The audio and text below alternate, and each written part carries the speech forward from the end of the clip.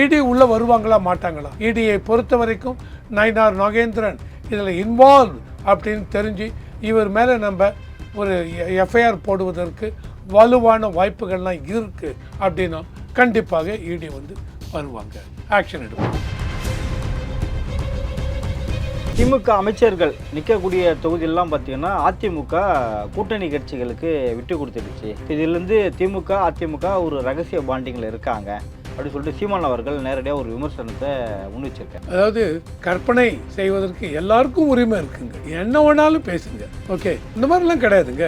அவர் சொல்றதை பற்றி அப்படி தானே இருக்கு. அவர் அப்படி சொல்லட்டுங்க. டிஎம்கே ஏடிஎம்கே அண்டர்ஸ்டாண்டிங் ஒரு அண்டர்ஸ்டாண்டிங்கும் கிடையாது.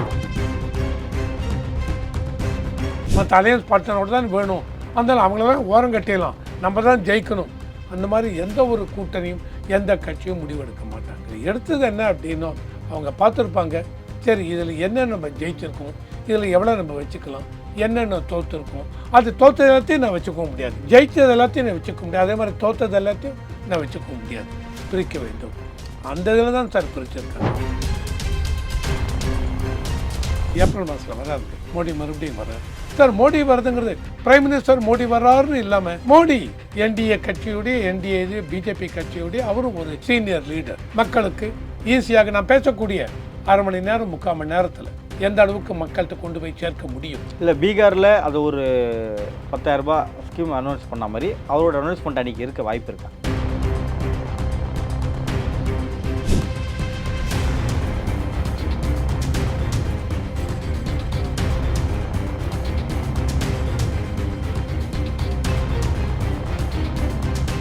ரியல் ஒன் உறவுகளே, நடுநிலையோடு பொறுப்புடன் செய்திகளை வழங்கி பல லட்சக்கணக்கான மக்களின் நம்பிக்கையை பெற்ற நமது சேனலின் வளர்ச்சிக்கு உங்கள் ஆதரவு தேவை. இந்த ஊடக பயணம் தொடர்ந்து வலுப்பெற திரையில் தெரியும் QR கோட் ஸ்கேன் செய்தோ அல்லது டிஸ்கிரிப்ஷனில் உள்ள வங்கி விவரங்கள் மூலம் உங்களால் முடிந்த அளவு சப்போர்ட் செய்யுங்கள். உங்கள் ஒவ்வொரு ஆதரவும் நமது குரலை இன்னும் பல லட்சம் பேரிடம் கொண்டு செல்ல உதவும். ரியல் ஒன் நேயர்களுக்கு வணக்கம். இன்று நம்முடன் இணைகிறார் அரசியல் விமர்சகர் திரு ரவிசங்கர் அவர்கள்.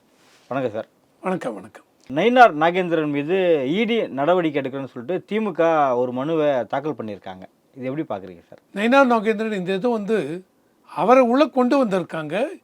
அவங்களுடைய ஏதோ ஓட்டல் அட்லாண்டிக் இதுலேயே இவங்க பார்லிமெண்ட் எலெக்ஷன் போது பணம் எடுத்து கொண்டு போனது 4 கோடியே என்னமோ.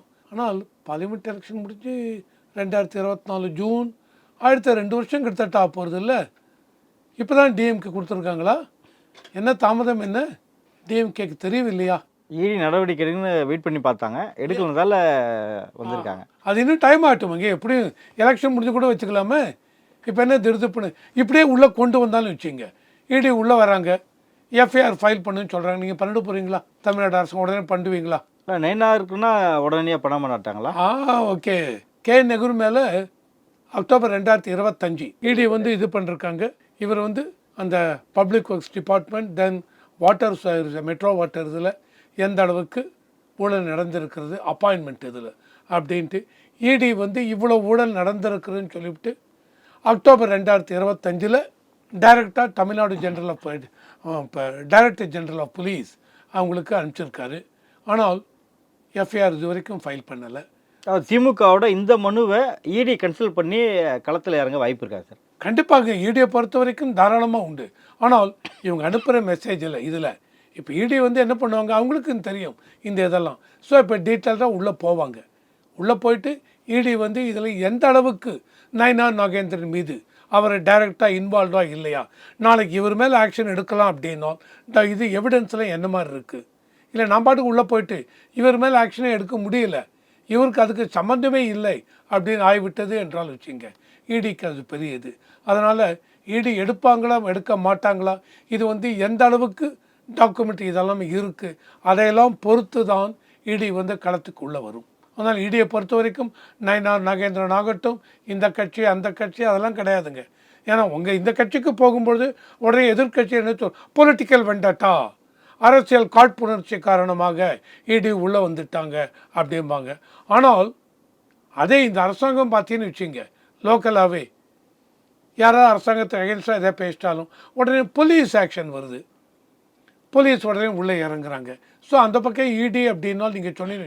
இந்த பக்கம் மற்ற கட்சியில் என்ன சொல்கிறாங்க, போலீஸை விட்டு இவங்க மேலே ஆக்ஷன், மீடியா மேலே ஆக்ஷன் எடுக்கிறாங்க அப்படின்னு சொல்கிறாங்க. இது பாட்டுக்கு பேச்சு நடந்து கொண்டு இருக்கிறது. இடி உள்ளே வருவாங்களா மாட்டாங்களா? இடியை பொறுத்த வரைக்கும் நயினார் நாகேந்திரன் இதில் இன்வால்வ் அப்படின்னு தெரிஞ்சு இவர் மேலே நம்ம ஒரு எஃப்ஐஆர் போடுவதற்கு வலுவான வாய்ப்புகள்லாம் இருக்குது அப்படின்னா கண்டிப்பாக இடி வந்து வருவாங்க, ஆக்ஷன் எடுப்பாங்க. திமுக அமைச்சர்கள் நிற்கக்கூடிய தொகுதியெல்லாம் பார்த்தீங்கன்னா அதிமுக கூட்டணி கட்சிகளுக்கு விட்டு கொடுத்துடுச்சு. ஸோ இதுலேருந்து திமுக அதிமுக ஒரு ரகசிய பாண்டிங்கில் இருக்காங்க அப்படின்னு சொல்லிட்டு சீமான் அவர்கள் நேரடியாக ஒரு விமர்சனத்தை முன் வச்சிருக்காரு. உங்கள் பார்வையில் இது எப்படி தோணுது சார்? அதாவது கற்பனை செய்வதற்கு எல்லாருக்கும் உரிமை இருக்குங்க, என்ன வேணாலும் பேசுங்க, ஓகே. இல்லை, அமைச்சர்களை நின்று ஜெயிக்கிற அளவுக்கு அதிமுக பலம் இல்லையா? இந்த மாதிரிலாம் கிடையாதுங்க. இல்லை, அவர் சொல்கிறத பார்த்தா அப்படி தானே இருக்குது. அவர் அப்படி சொல்லட்டுங்க. சீமான் பாட்டு அவர் 234 தொகுதியில் நிற்கிறார். ஒவ்வொரு எலெக்ஷன்லையும் நிற்கிறாருங்க. 234 தொகுதி 6% 8% எடுக்கிறார். ஆனால் அந்த 8% நீங்கள் என்ன பண்ணணும் அப்படின்னா, நான் வந்து சீமானுடைய பர்சனல் ஒப்பீனியன் அதெல்லாம் வேறு. எனக்கு பொறுத்த வரைக்கும் ஒரு கட்சி இவ்வளோ இதில் இருக்கும்பொழுது மக்கள் உங்களை நம்பி 8% மக்கள் ஓட்டு போடுறாங்க அப்படின்னா இந்த ஓட்டை எந்த அளவுக்கு மக்களுக்கு நம்ம கன்ஸ்ட்ரக்டிவாக இது பண்ணலாம் அப்படின்னு பார்த்தா நீங்களும் என்ன பண்ணலாம், ஆட்சியில் பங்கு கூடுன்னு கேட்க வரல, அவங்களே கூப்பிட்டான்னு வச்சுங்க, நீங்களும் ஏதாவது செய்யலாம் மக்களுக்கு. ஆட்சியில் இருந்து தான் செய்ய வேண்டுமா? இல்லை, அவசியம் இல்லை. ஆனால் ஆட்சியில் இருந்து நீங்கள் இந்த மாதிரி செஞ்சுன்னு வச்சுங்க, இன்னும் கொஞ்சம் ஈஸியாக முடியும். அது ஒரு இது. இதையும் தாண்டி டிஎம்கே இவங்களை ஏடிஎம்கே ஒரு அண்டர்ஸ்டாண்டிங்கே கிடையாதுங்க. நாளைக்கு எலெக்ஷன் ஏப்ரல் 23 நடந்து மே 4 ரிசல்ட் வரும்பொழுது அப்போ தெரிஞ்சிடும் டிஎம்கே எவ்வளோ ஜெயிக்க போகிறாங்க, ஏடிஎம்கே எவ்வளோ ஜெயிக்க போகிறாங்க. இல்லை, அமைச்சர்கள் தொகுதி வந்து கொஞ்சம் டஃப்பாக இருக்கும், அதை தாண்டி வேறு தொகுதி போய்ட்டு நம்மளுக்கு ஈஸியாக இருக்குன்ற ஸ்ட்ராட்டஜியை அதிமுக கையில் எடுத்துருக்கு. அமைச்சர்கள் தொகுதி இல்லை சார், எல்லா தொகுதியிலுமே வின்னிங் மார்ஜின் எப்படி இருக்குது, தட் இஸ் வெரி இம்பார்ட்டண்ட்டுங்க. வின்னபிள் மார்ஜின் 50,000 ஓட்டு வித்தியாசத்தில் ஜெயிச்சார் அப்படின்னா கொஞ்சம் இவங்க தயங்கலாம். என்டிஏ கூட்டணி பொறுத்த வரைக்கும் ஏடிஎம்கே தலைமை தாங்கினாங்க. அவங்க தான் சீட்டை பிரித்து கொடுத்தாங்க, அவங்க தான் கான்ஸ்டிடியூவன்சியை பிரித்து கொடுக்குறாங்க. பிரித்து கொடுக்கும்பொழுது எல்லாமே எந்த ஒரு கட்சியுமே நான் ஜெயிச்சதெல்லாம் நான் வச்சுப்பேன், மற்றதெல்லாம் உங்களுக்கு அந்த மாதிரி கொடுக்க முடியாது. உங்களுக்கு எவ்வளோ இருக்குது, எங்கள் இதில் நாங்கள் 75% வச்சுப்பேன், நாங்கள் ஜெயிச்சதை மீதி 25 உங்களுக்கும் கொடுக்குறேன், நீங்களும் ஜெயிக்கணும். இது தாங்க தொகுதி பங்கீடு அப்படிங்கிறது. ஏடிஎம்கே பொறுத்த வரைக்கும் எந்த ஒரு மினிஸ்டர் ஜெயிச்ச இதுலேயும் ஏடிஎம்கே இல்லை அப்படின்னால் அது வேறு விஷயம். இல்லை இதெல்லாம் தட்டி கழித்து இவங்களுக்கு கூட்டுற போகிறாங்க அப்படின்னா சரி, அந்த மாதிரி 30 சீட் இருக்குமா, 35 இருக்குமா, 25 இருக்குமா, அந்த 25 எது மற்ற கட்சியில் கொடுத்தாச்சுன்னு வச்சுங்க, அந்த 25 அவங்க ஜெயிக்க முடியல. நீங்கள் எடுத்துக்கொண்ட 170ல் எவ்வளோ % ஜெயிப்பீங்க? 70% ஜெயித்தா 119 ஓட்டு தான் சீட்டு தான் கிடைக்கும். 119 சீட்டு 70% கிடைக்கல, 60 தான் கிடச்சேன்னு வச்சுங்க. நீங்கள் வைக்கிற 107 170ல் 60 தான் கிடச்சேன்னா அப்போ என்ன அர்த்தம், 102 சீட்டு தான் ஜெயிக்கிறீங்க ஏடிஎம்கே. மீதி 18 சீட்டுக்கு மீதி 16 சீட் 118 சிம்பிள் மெஜாரிட்டி, மீதி 16 சீட்டு எங்கே போவீங்க? மற்ற அலையன்ஸ் பார்ட்னரோடு தான் வேணும், அதனால் அவங்களெல்லாம் ஓரம் கட்டிடலாம், நம்ம தான் ஜெயிக்கணும். அந்த மாதிரி எந்த ஒரு கூட்டணியும் எந்த கட்சியும் முடிவெடுக்க மாட்டாங்க. இதில் எடுத்தது என்ன அப்படின்னா அவங்க பார்த்துருப்பாங்க, சரி இதில் என்ன நம்ம ஜெயிச்சிருக்கோம், இதில் எவ்வளோ நம்ம வச்சுக்கலாம், என்னென்ன தோற்றுருக்கோம், அது தோற்றது எல்லாத்தையும் நான் வச்சுக்க முடியாது, ஜெயித்தது எல்லாத்தையும் நான் வச்சுக்க முடியாது, அதே மாதிரி தோற்றது எல்லாத்தையும் நான் வச்சுக்க முடியாது, பிரிக்க வேண்டும். அந்த இதில் தான் சார் பிரிச்சிருக்காங்க. அதனால் இல்லை மினிஸ்டர் ஜெயிச்சது எல்லாமே இவங்களுக்கு கொடுத்த, ஏன் அப்போ நயினார் நாகேந்திரன் அவருக்கு தெரியாதா, பிஜேபிக்கு ஏஎம்எம்கேக்கு தெரியாதா, அவங்க கேட்க மாட்டாங்களா, அதே நீங்கள் எல்லாத்தையும் எங்ககிட்ட கொடுக்குறீங்கன்னு? அதெல்லாம் கிடையாதுங்க. ஏதாவது ஒரு தொகுதி பங்கீடில் ஒரு ஃபார்முலா வச்சுருப்பாங்க, அந்த ஃபார்முலாவை பேஸ் பண்ணி தான் இது பண்ணிருக்காங்க. இல்லை, சீமான் வந்து இப்படி சொல்லியிருக்காரு இல்லையா, இது எதன் அடிப்படையில் அப்படி சொல்லியிருப்பாரு? இது சீமான் 2 பேரையும் அவர் சமத்தட்டில் தான் வச்சு பார்க்குறாரு. 2 பேருமே ஊழல் கட்சி தான், 2 பேருமே தமிழ்நாட்டுக்கு ஆகாதவர்கள் தான் அப்படி தான் சொல்கிறார். ஸோ அந்த அஜெண்டாவில் அப்படி அவர் சொல்லியிருக்காராம். அதாவது சீமான் 2 பேரும் ஊழல் கட்சிக்கு அது இதனால் இதில் வந்து ஏடிஎம்கே ஆட்சியில் இருக்கும்போது நிறையா தவறு நடந்திருக்கலாம், டிஎம்கே இதுலேயும் நிறையா தவறு உண்டு. இது வந்து இதை தான் மக்கள் வந்து முடிவெடுக்க போகிறாங்க. இப்போ சீமானை பொறுத்த வரைக்கும் எந்த ஒரு இதுவுமே இல்லைங்க, ஓகே, தவறுகிற ஆட்சியே கொடுக்கல. ஆனால் இருந்தாலும் மக்கள் 7% 8% ஓட்டு தான் போடுறாங்க. இவருக்கு ஒரு தொகுதியிலும் ஜெயிக்கவும் முடியல இது வரைக்கும். எனக்கு தெரிஞ்சு இல்லைன்னு நினைக்கிறேன். ஒரு தொகுதியும் ஜெயிக்கல. ஜெயிக்கல. ஓகேவா? ஸோ இவருக்கு அவ்வளோதான் கொடுக்குறாங்க மக்கள். இல்லை சீமான் தூரம் சொல்கிறாரு அவருக்கு ஒரு 50 சீட்டு கொடுக்கலாம் அப்படின்னு கொடுக்குறாங்களா? 234 தொகுதியில் நிற்கிறார். ஆனால் மக்கள் அந்த மாதிரி இருக்குது. ஏன்னா மக்கள்கிட்டயே உங்களுடைய இது அந்த அளவுக்கு எடுபடவில்லை. அப்போது சீமானே யோசிக்கணும் என்ன பிரச்சனையாக இருக்கும். ஏன்னா இது 3வது இதுவாக தொடர்ந்து நிற்கிறாங்க. விஜயகாந்த் முதல்ல 2006 நின்னார். 8% 10% ஓட்டு, ஒரே ஒரு தொகுதி ஜெயித்தார், விருத்தாச்சலம். அதுக்கப்புறம் மறுபடியும் இது பண்ணார். 2011 ஜெயலலிதா அவங்களோட கூட்டணி 41 சீட்டு 27 சீட்டு ஜெயித்தார்.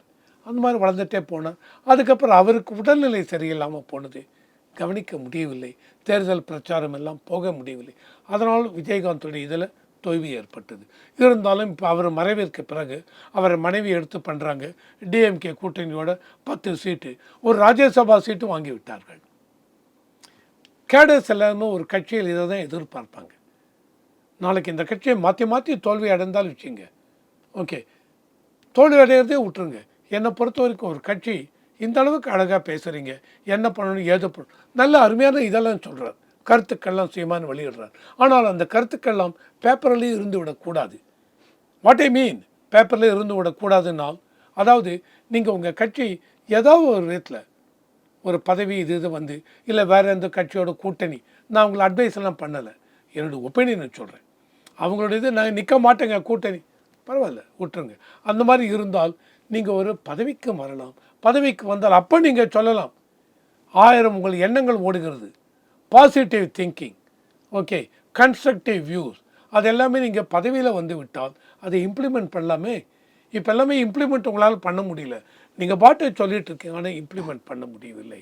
ஸோ அந்த மாதிரி இப்போ சீமான் வந்து டிஎம்கே ஏடிஎம்கே, இந்த ஏடிஎம்கே தொகுதி பங்கீடு பற்றி பேசுவது இதுதான். ADMK, NDA, AMMK, PMK, Tamil மாநில காங்கிரஸ், மற்ற உதவி கட்சிகள், அவங்களுக்கு தெரியுங்க என்ன ஏதுன்னு, அவங்க முடிவு பண்ணிப்பாங்க.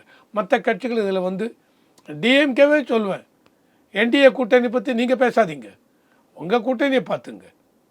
இன்னி வரைக்கும் இன்னும் விசிகா கையெழுத்து போடலை, இவங்களும் தொகுதி பங்கீடுக்கு இன்னும் கையெழுத்து போடலை.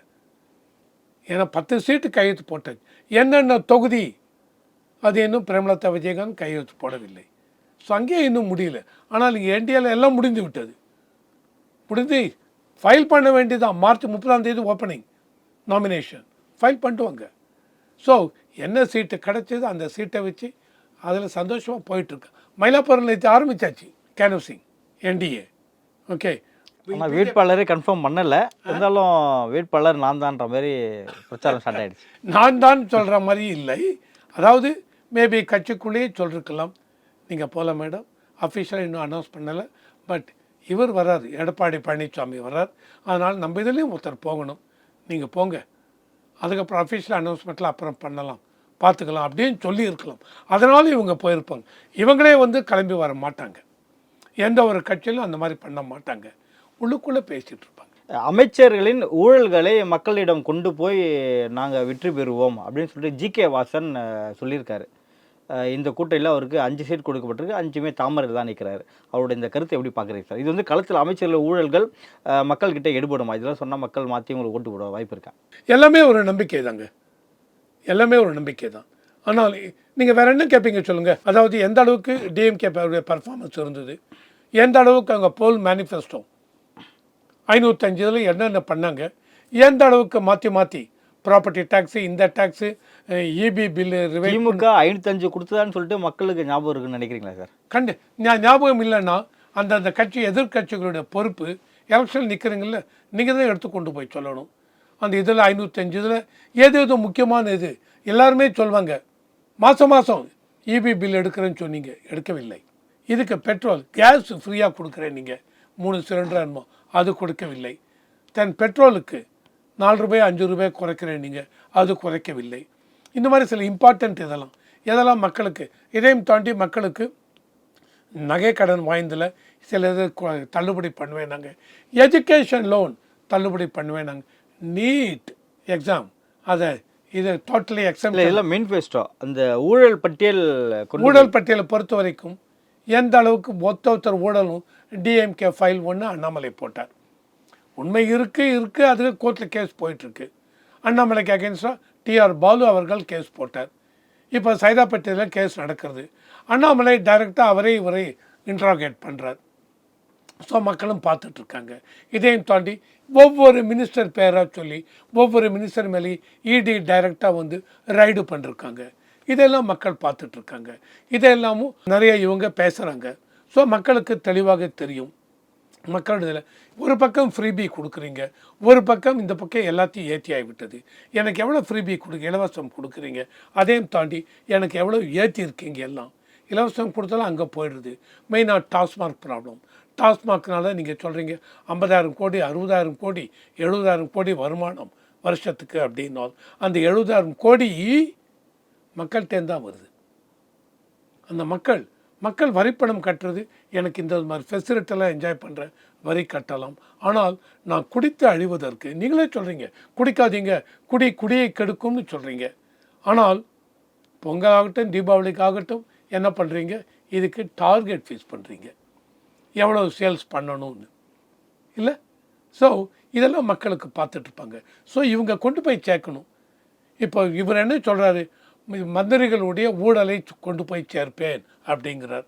என்டிஏ கூட்டணியில் கூட்டணி கட்சிகள் எல்லாமே ஃபைனல் ஆகிடுச்சு.